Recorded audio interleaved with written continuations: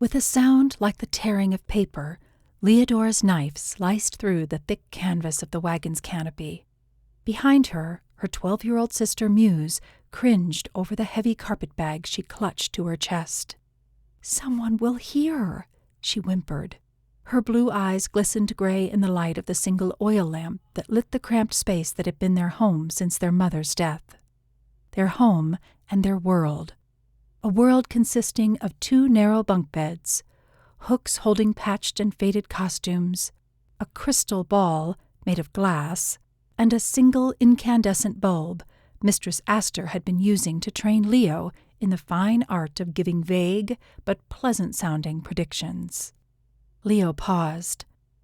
The wagon wheels rattled on cobblestone beneath them. Horses nickered in the distance, the tap of their hooves loud on the unforgiving stone. "No one but Fiestro cares, and I put enough poppy extract in his ale that he'll be drowsy for days." Part of Leo hoped he'd never awaken. He didn't deserve to. The thought of Fiestro steeled her determination.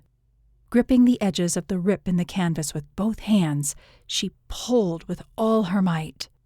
The tear widened. Gas lamps glinted on puddles in the otherwise empty street. She'd used all her wiles to arrange their position as the last wagon in the carnival caravan.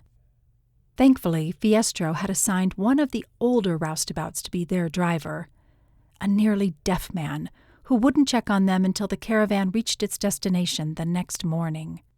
Plenty of time for the girls to disappear into the bustling city of Versia, make their way to the Curiosity, and stake their claim on a new life. Standing on her tiptoes, Muse glanced over Leo's shoulder and shuddered. "Can we at least wait until the wagons stop for a moment?" "No time. Besides, the wagons will only move faster once they've cleared the city streets." Not wanting to argue further, Leo grabbed the carpet-bag from her sister's arms and flung it through the gap.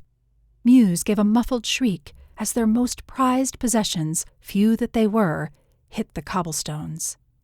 "You jump first," Leo ordered, not convinced Muse would have the courage to leap if Leo left her alone. Muse shrank into herself. Their carpet-bag faded in the distance. Leo threw up her hands. "What are you afraid of? Just use your knack." "When we're moving this fast, if I lighten myself, the wind might pick me up and throw me into a building." Groaning inwardly, Leo focused on her sister. She hated using her magic at all, but using it on little Muse seemed especially foul. Still, desperate times. A rainbow, visible only to Leo, suddenly flickered over Muse's head.